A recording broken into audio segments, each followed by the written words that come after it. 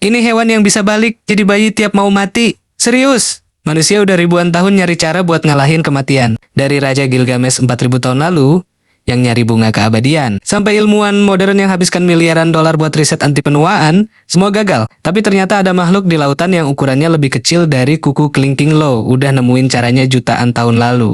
Banyak yang udah denger soal uber-uber abadi ini. Tapi salah kaprah yang paling sering muncul, dia bisa hidup selamanya dalam arti sesungguhnya. Itu keliru. Turritopsis dohrnii tetap bisa mati kalau dimangsa ikan, kena penyakit, atau perubahan lingkungan. Yang bikin dia unik bukan soal gak bisa mati, tapi dia gak pernah mati karena tua. Itu yang beda. Sebelum gue jelasin caranya, gue mau kasih konteks dulu. Manusia itu dari zaman dulu obsesinya sama satu hal, ngalahin kematian. Raja Gilgamesh dari Mesopotamia 4000 tahun lalu nyari tanaman keabadian sampai ujung dunia. Kaisar Qin Shi Huang dari Cina nyuruh ribuan orang nyari ramuan hidup abadi. Bahkan sekarang ada miliarder Silicon Valley yang habiskan miliaran dolar buat riset anti penuaan, semua itu belum berhasil. Tapi si ubur-ubur kecil ini cuma 4-5 mm udah nemuin caranya jutaan tahun lalu. Bayangin, tubuh lo itu Lego. Sel-sel di tubuh lo itu batanya sel manusia itu sekali jadi sel otak. Ya udah, dia sel otak terus sampai mati. Gak bisa berubah jadi sel lain.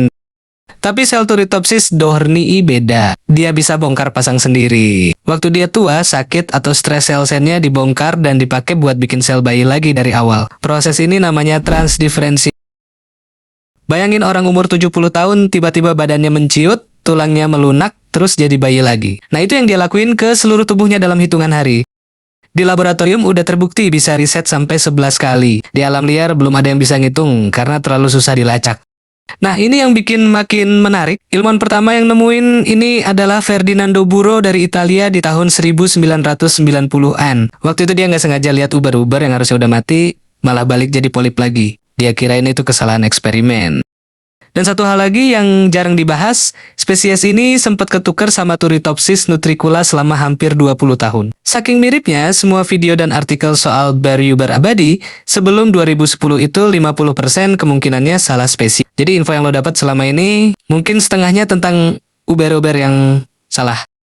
Tapi jangan senang dulu, ada catch-nya. Proses riset ini ngabisin energi yang luar biasa besar. Kalau dia riset terus tanpa makan, dia tetap bisa mati kelaparan. Dan di alam liar, mayoritas Turritopsis dohrnii mati di mangsa duluan sebelum sempat riset. Yang bikin makin menarik, para peneliti sekarang lagi nyoba pelajari mekanisme transdiferensiat buat riset pengobatan kanker dan penuaan pada manusia. Kalau berhasil, itu bisa jadi salah satu penemuan medis terbesar sepanjang sejarah. Jadi Turritopsis dohrnii bukan makhluk abadi dalam arti sesungguhnya. Gak ada yang abadi kecuali Tuhan. Dia cuma bukti kalau sang pencipta itu maha kreatif. Makhluk sekecil biji wijen dikasih kemampuan yang miliarder pun belum bisa beli. Life hack-nya, kalau lo ngerasa hidup lo lagi di titik paling bawah, ingat ubur-ubur ini. Dia nggak melawan kesulitan, dia malah pakai kesulitan itu buat restart dan tumbuh lagi. Kalau lo bisa riset hidup lo mau balik ke umur berapa dan ngubah apa, komen di bawah. Dan jangan lupa like dan subscribe biar otak lo makin terupgrade. Sampai jumpa!